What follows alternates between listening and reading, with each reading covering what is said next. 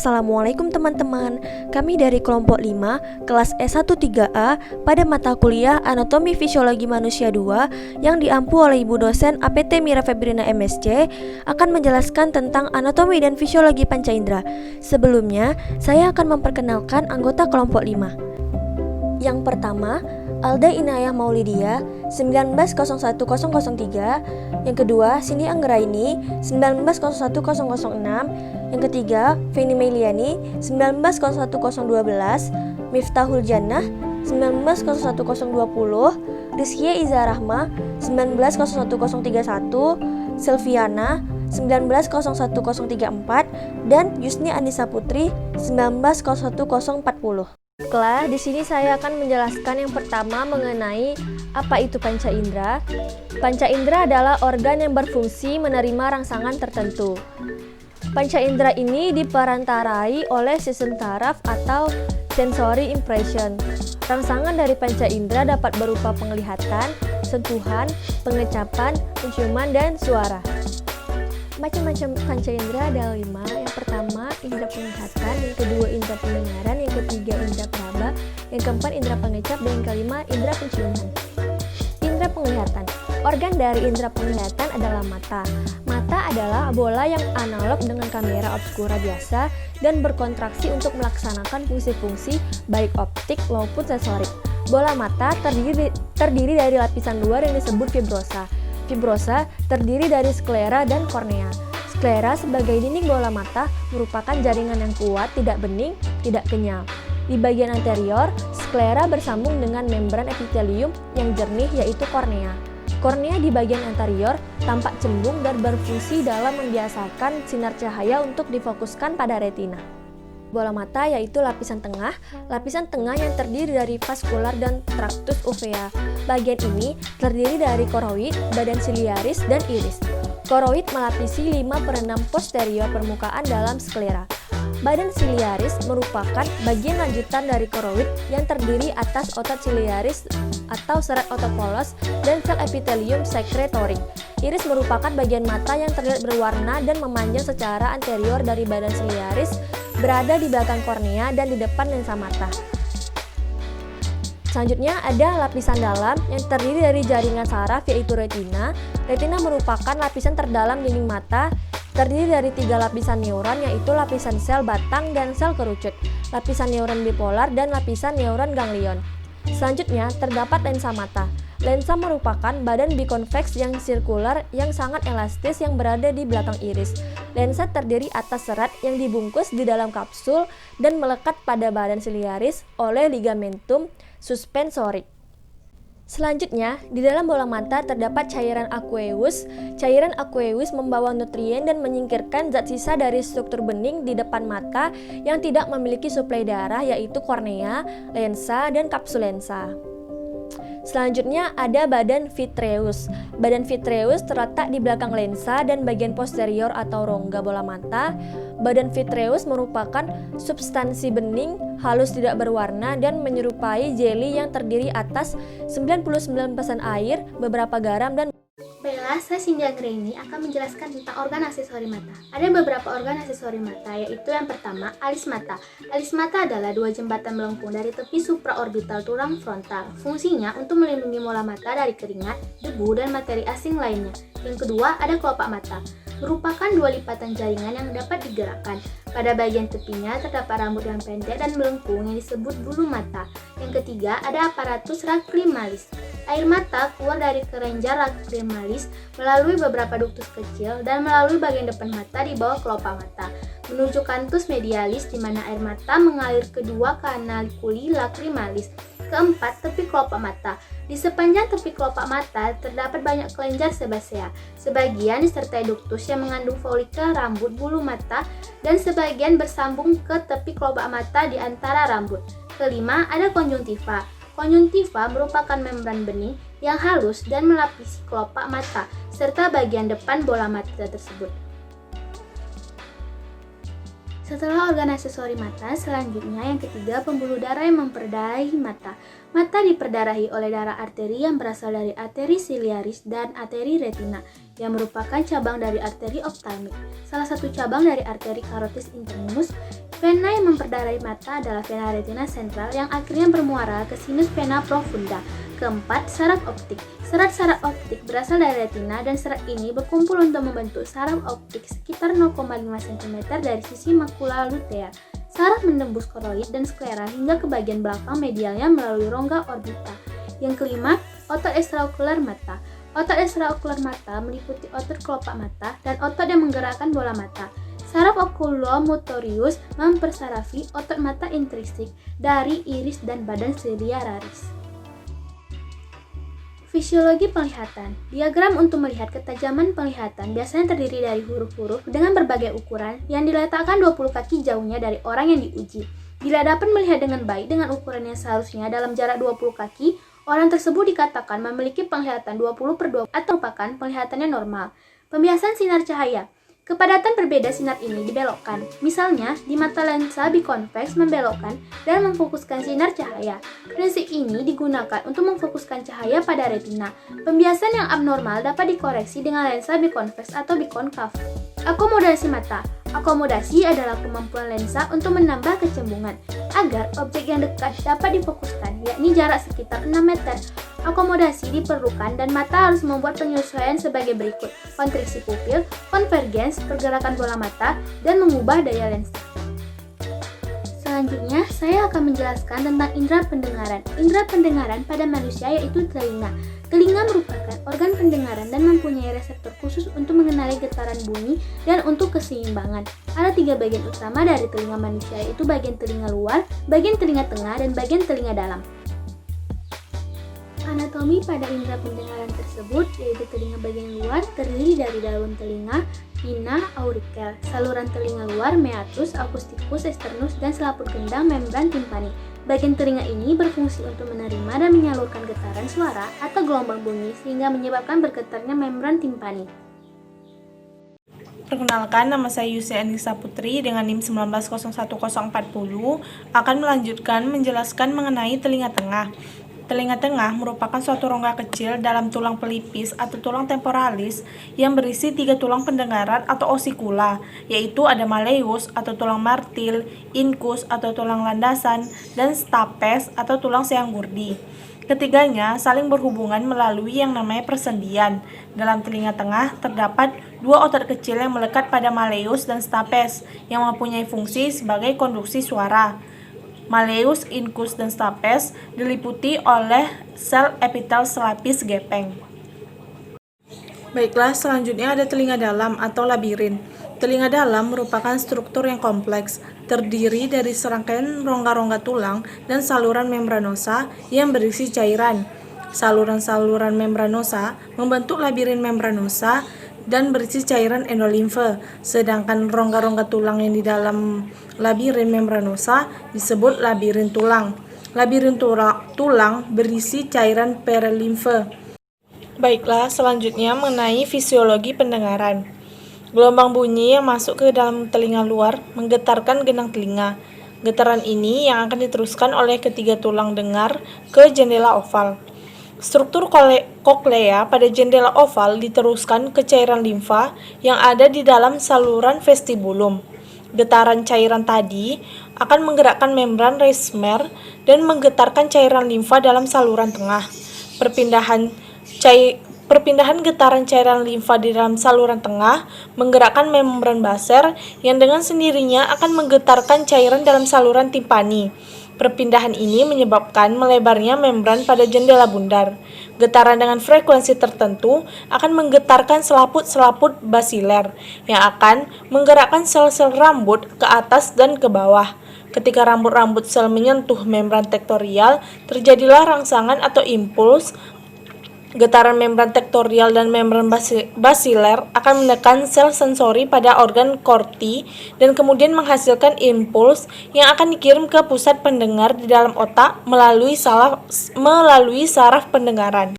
Baiklah, selanjutnya mengenai susunan dan cara kerja alat keseimbangan. Bagian dari alat vestibulum atau alat keseimbangan berupa 3 saluran setengah lingkaran yang dilengkapi dengan organ ampula atau kristal dan organ keseimbangan yang ada di dalam utriculus dan sacculus. Ujung dari setup saluran setengah lingkaran membesar dan disebut ampula yang berisi reseptor, sedangkan pangkalnya berhubungan dengan utriculus yang menuju ke sacculus. Utriculus maupun sacculus berisi reseptor keseimbangan. Alat keseimbangan yang ada di dalam ampula terdiri dari kelompok sel saraf sensori yang mempunyai rambut dalam tudung gelatin yang berbentuk kubah. Alat ini disebut dengan kupula. Saluran semi-sirkular atau saluran setengah lingkaran peka terhadap gerakan kepala. Alat keseimbangan di dalam utriculus dan sacculus terdiri dari sekelompok sel saraf yang ujungnya berupa rambut bebas yang melekat pada otot, yaitu butiran natrium karbonat. Posisi kepala mengakibatkan desakan otolit pada rambut yang menimbulkan impuls yang akan dikirim ke otak.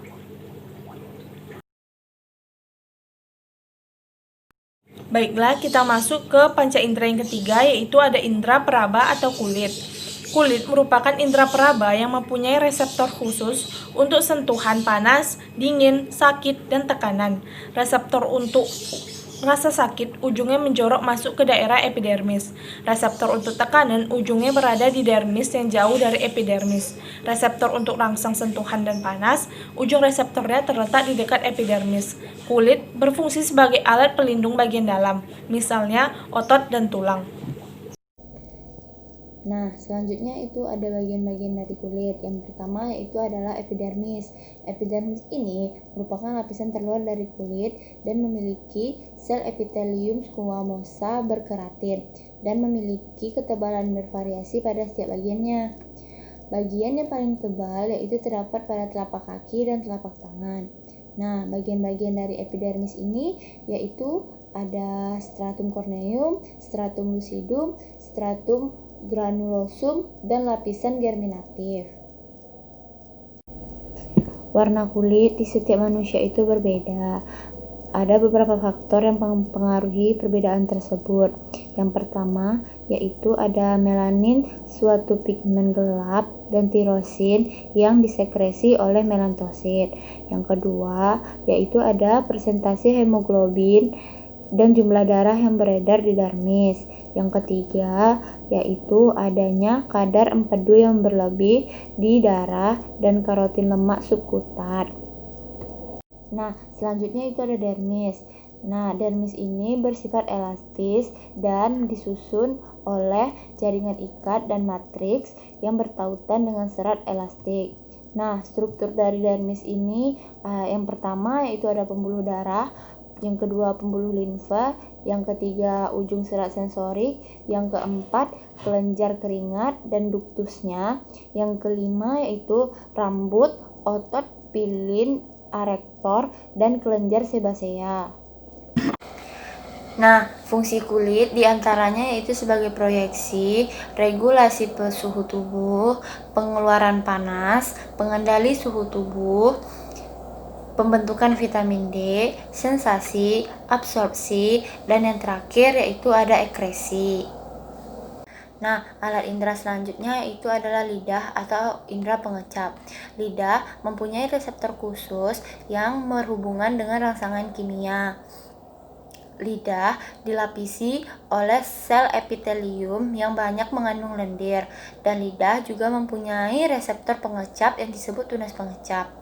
Lidah berfungsi sebagai pengecap rasa, namun lidah juga berfungsi sebagai pembantu dalam tindakan berbicara.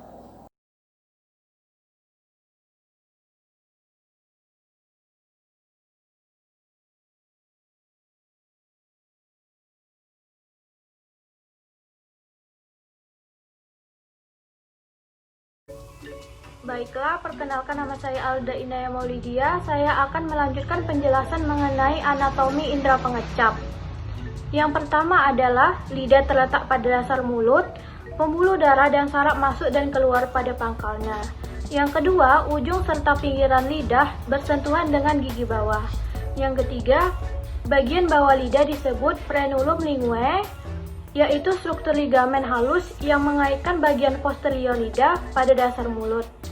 Yang keempat, lidah sebagian besar terdiri dari dua kelompok otot. Yang pertama ada otot istriksik untuk melakukan semua pergerakan halus, dan yang kedua ada otot ekstriksik untuk mengaitkan lidah pada bagian sekitarnya, melakukan gerakan-gerakan kasar, dan untuk mendorong lidah ke faring. Selanjutnya ada selaput lendir lidah selalu lembab dan ketika sehat berwarna merah jambu atau pink. Permukaan atas seperti beludru dan ditutupi papila yang terdiri dari yang pertama ada papila circumvallata, ada 8 hingga 12 dari jenis ini yang terletak pada bagian dasar lidah. Papila ini adalah papila yang terbesar dan masing-masing dikelilingi lekukan seperti parit. Yang kedua adalah papila fungiformis.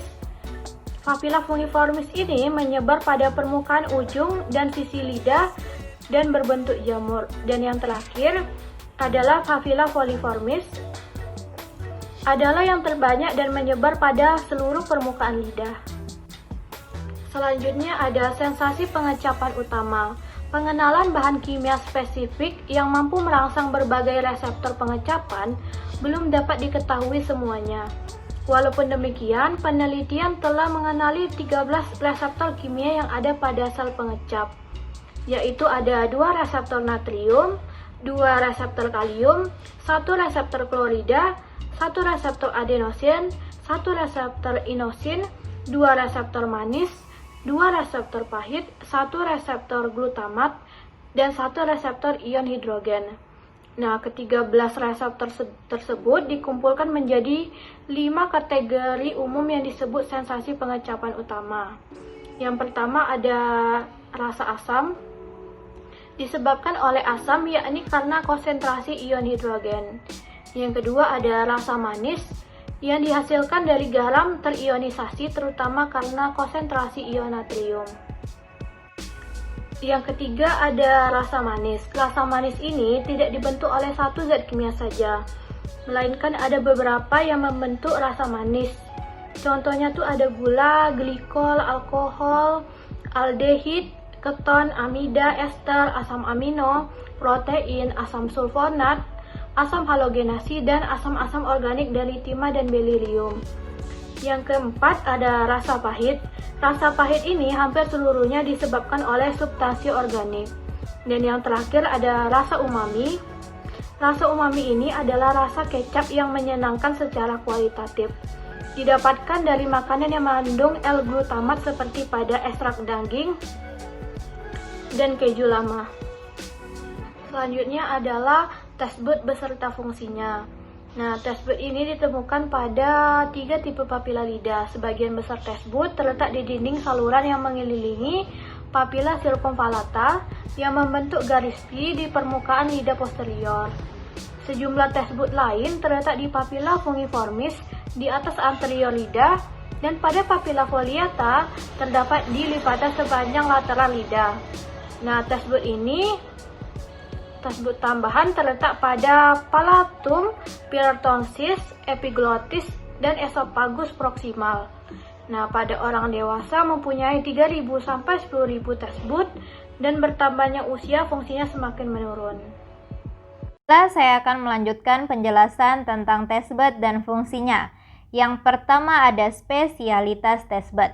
Setiap taste bud biasanya berespon terhadap 1 dari 5 rangsang pengecap utama. Bila substansi kecap berada dalam konsentrasi rendah, tapi pada konsentrasi tinggi, taste bud dapat dirangsang oleh 2 atau lebih rangsang pengecap utama. Yang kedua ada mekanisme pengerangsangan. Sel reseptor pengecap mempunyai muatan negatif di bagian dalam dan positif di bagian luar. Pemberian suatu zat pada rambut pengecap akan menyebabkan hilangnya potensial negatif, sehingga mengakibatkan depolarisasi. Perubahan ini disebut potensial reseptor untuk pengecapan. Yang ketiga ada pembentukan impuls saraf oleh taste bud. Pada pemberian rangsangan kecap yang pertama kali, kecepatan impuls saraf taste bud akan meningkat. sampai puncaknya dalam waktu beberapa detik. Kemudian akan beradaptasi dalam waktu beberapa detik kemudian sampai mencapai kadar yang lebih rendah dan stabil selama rangsangan masih ada. Selanjutnya ada transmisi sinyal pengecap ke sistem saraf pusat. Impuls pengecapan dari 2/3 anterior lidah mula-mula diteruskan ke saraf lingualis. Kemudian melalui korda timpani menuju nervus facialis dan menuju tractus solitarius di batang otak. Sensasi pengecapan dari papilla circumvallata dan dari posterior rongga mulut dan tenggorokan akan ditransmisikan nervus glossopharyngeus ke tractus solitarius. Sinyal pengecap dari dasar lidah dan faring ditransmisikan oleh nervus vagus dan diteruskan juga ke tractus solitarius. Semua serabut pengecap di sinaps di batang otak bagian posterior nucleus tractus solitarius. Dari tractus solitarius, sebagian besar impuls pengecapan kemudian ditransmisikan ke batang otak itu sendiri, ke nukleus salivatorius inferior dan superior, dan akan mentransmisikan sinyal ke glandula submandibularis, sublingualis, dan parotis untuk mengendalikan sekresi saliva.